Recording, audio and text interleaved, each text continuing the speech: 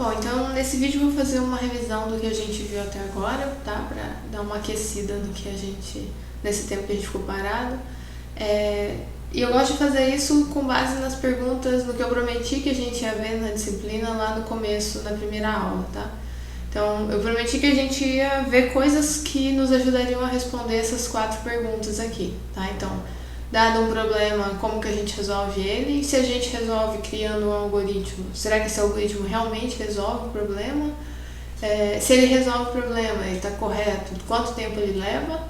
E às vezes ele leva um tempo muito ruim e a gente gostaria de tentar fazer um algoritmo melhor, tentar melhorar esse resultado, certo?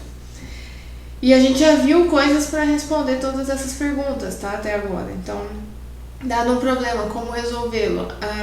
A promessa aqui era que a gente ia ver técnicas de construção de algoritmos, certo? E a gente viu uma técnica, tá? Que é a técnica de divisão e conquista. Ela foi vista no algoritmo do merge sort, tá? Então a ideia é que você tem uma entrada, você vai dividir ela em entradas menores, vai resolver cada uma dessas partes e depois vai juntar isso numa solução para o seu problema inicial, certo?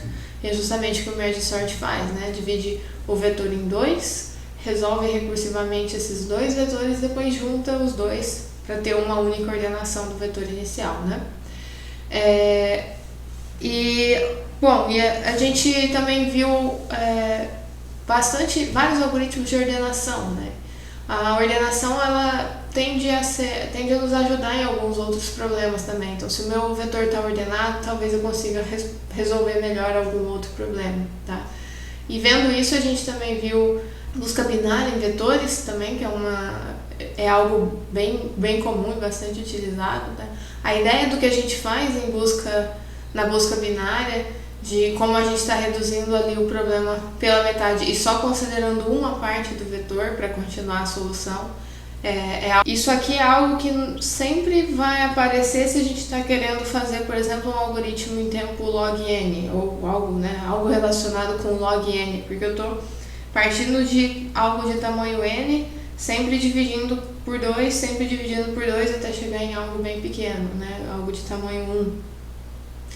Então, aqui aparece um log n, tá? Então, essas pequenas coisas que a gente foi vendo, na verdade, elas fazem parte de técnicas de solução de problemas, tá?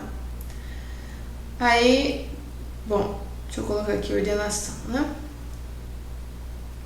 Com relação à segunda pergunta, então, uma vez que eu tenho um algoritmo, será que ele realmente resolve o problema, né? E aqui a gente já viu tudo que a gente podia ver, né? A gente viu corretudes de algoritmos já, tanto algoritmos recursivos quanto algoritmos não recursivos.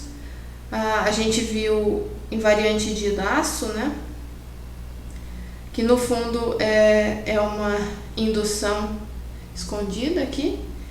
E a própria indução, né, para resolver algoritmos recursivos, a gente usa diretamente indução, tá?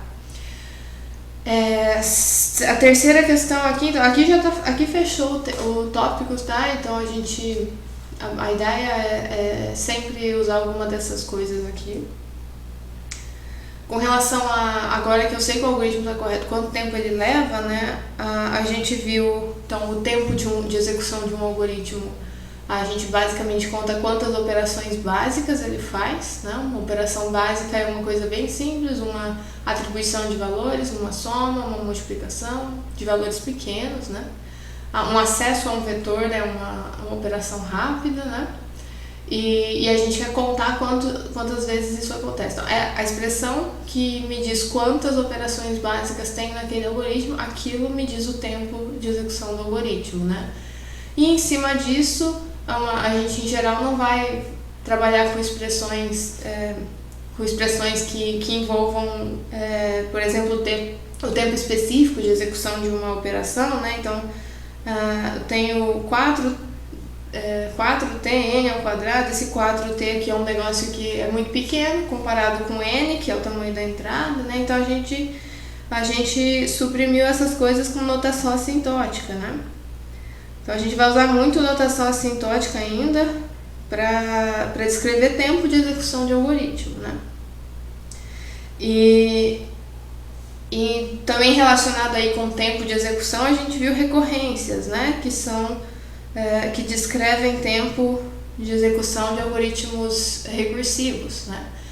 E aí a gente viu 4 técnicas para solução de recorrências também, tá? E por fim, então isso aqui também relacionado a tempo, a gente fechou esse tópico, tá? A gente vai continuar usando essas anotação sintótica, vai continuar usando recorrências depois, tá? Mas não vai ver mais exatamente nada novo sobre análise de tempo. E a última pergunta, né? Será que dá para fazer melhor? Então, tem um algoritmo, analisei ele, verifiquei que ele não é tão bom assim, quero tentar fazer melhor. Uma das ideias é voltar e tentar usar outras técnicas, né? Que agora a gente vai ver outras técnicas a partir de aqui. Outra ideia é tentar usar, talvez, estruturas de dados, tá? E a gente viu também a estrutura HIP, tá? Uma estrutura diferente das básicas, né? Mas ela ajuda a gente a melhorar o tempo de execução de vários algoritmos. A gente já viu um, que é o HIP Sort, e agora a gente ainda vai ver outro no restante do curso, tá? Bom, então é isso que a gente viu, um resumo de tudo que a gente viu. Tem lá alguns exercícios que eu resolvi das listas, que também já cobrem um pouco de tudo isso daqui, tá? E vamos continuar.